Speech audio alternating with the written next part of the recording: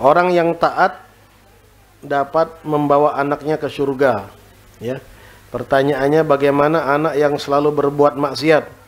Apalagi ada waris digunakan yang tidak baik ya, maksudnya ya. Apakah orang tuanya kena dosanya? Ya. Jadi sebenarnya hubungan anak sama orang tua itu timbal balik ya, timbal balik. Selama orang tua semasa hidupnya sudah menunaikan kewajiban kepada anaknya dengan memberikan tuntunan agama, dengan mengingatkannya, dengan mengajarkannya, ya. Lantas kemudian si anak ini, ya, setelah orang tuanya meninggal, ya, dia melakukan perbuatan dosa dan maksiat, ya, atau tidak menjalankan sholat, itu yang paling sederhana, ya, itu merupakan tugas utama orang tua tuh. Jadi barometernya, ukurannya sholat sebenarnya. Jadi kalau orang tua yang sukses itu, ya, salah satu barometer kesuksesan dia mendidik anak itu, ya, bukan karena anaknya jadi kiai kah, atau anaknya jadi ustadz kah, atau anaknya penghafal Quran, atau anaknya punya urusan bisnis maju dan lain sebagainya, enggak. Yang paling utama sederhana saja, ya. Yang paling utama anaknya itu punya ikatan kuat, punya komitmen dan istiqomah di dalam menjaga sholat. Kalau sudah ditanamkan oleh orang tuanya seperti itu, ini langkah awal kesuksesan orang tua dalam mendidik anak. Ya. Karena itulah yang nanti di hari kiamat akan ditanya pertama kali. Ya. Nah, maka kalau orang tua semasa hidupnya sudah secara optimal mendidik anaknya, mengarahkan anaknya untuk kebaikan, maka artinya orang tuanya dalam hal ini sudah tunaikan kewajiban. Kalau toh nanti pada akhirnya setelah orang tua meninggal, anaknya ini berbuat dosa dan maksiat, apalagi menggunakan harta waris itu untuk malah justru berbuat maksiat, itu sudah di luar tanggung jawab orang tua. Karena mulanya itu harus ada tadzkir. Ya, Allah tidak akan siksa, ya, hamba kalau tidak diawali terlebih dahulu dengan tadzkir. Kalau sudah ditadzkir, sudah diingatkan, sudah diajari, sudah dibimbing, masih seperti itu juga, ya sudah. Itu lepas tanggung jawab orang tua. Karena itu mulanya dari awal. Mulanya dari awal. Ya. Jadi dari kecil itu anak itu dididik, ya, diajari Al-Quran, diajari sholat, diajari wudhu. Itu tanggung jawab siapa? Orang tua. Kalau orang tuanya belum mapan dalam ilmu pengetahuan, undang guru atau taruh di mana? Di lembaga-lembaga yang mengajarkan kewajiban-kewajiban ibadah.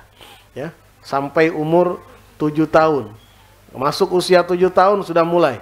Pesan-pesan sholat ini sudah harus disampaikan. Sholat itu kan simbol agama.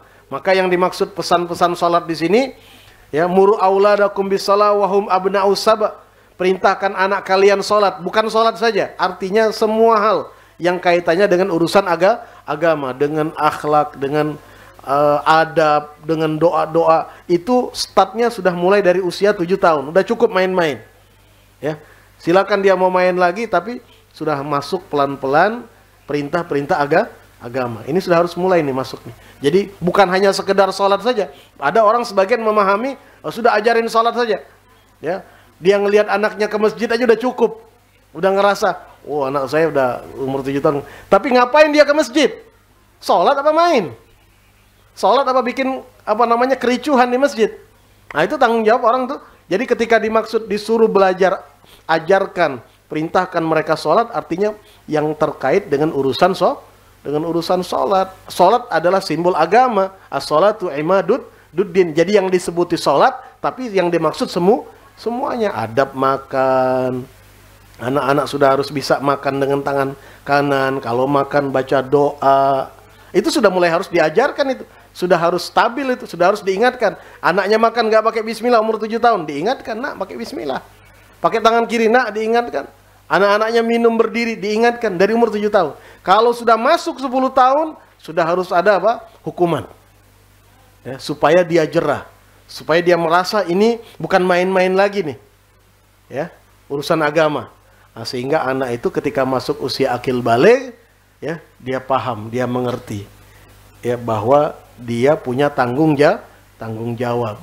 Ya, karena itu tradisi di Hadramut Tarim itu tidaklah anak itu baligh, ya, masuk usia baligh kecuali anak itu sudah menyelesaikan baca kitab Bidayatul Hidayah dan mengamalkan kitab Bidayatul Hidayah. Ya. Nah, dulu kalau sekarang sudah tidak lagi ditampilkan. Dulu ceritanya guru-guru kita itu cerita.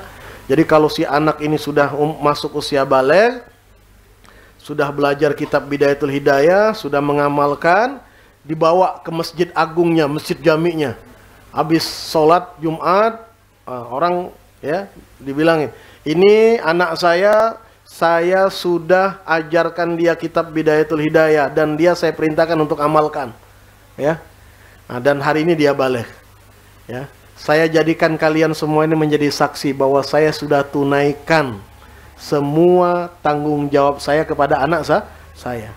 Ya, jadi orang semuanya ngelihat, sehingga anak ini merasa tanggung jawabnya besar. Ya, nggak boleh main-main lagi. Karena itu rata-rata di Hadramut itu luar biasa sekali. Ya, umur 13, 14 tahun, 15 tahun. Ya, mereka seperti anak-anak, tapi ketika tiba masuk waktu sholatnya nggak main-main lagi, luar biasa.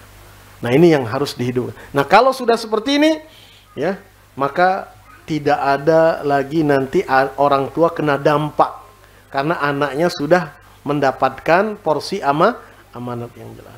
Nah, yang tetap berdosa itu kalau memang dari kecil anak nggak diurus urusan agama, nggak dikasih pengetahuan agama, tidak dibimbing, tidak diajak ke majelis, tidak diberikan tuntunan adab, akhlak, sehingga akhirnya anaknya sampai dia meninggal dunia tidak kenal agama, tidak tahu sholat, tidak tahu mandi wajib, tidak tahu wudhu. Na'udzubillah min dzalik. Nah, kalau anak ini terus seperti itu, ya, kemudian orang tuanya meninggal, maka apa yang dilakukan oleh anak dari perbuatan dosa ini jadi na'udzubillah dosa bagi orang tua. Hati-hati, ya, hati-hati. Berapa banyak kata Rasul sallallahu alaihi wasallam orang tua udah siap masuk ke dalam surga, melangkahkan kaki ke surga, terhenti langkahnya menuju surga itu. Kenapa? Karena anak dan istrinya yang udah masuk neraka duluan. Akhirnya sama-sama masuk neraka. Na'udzubillah.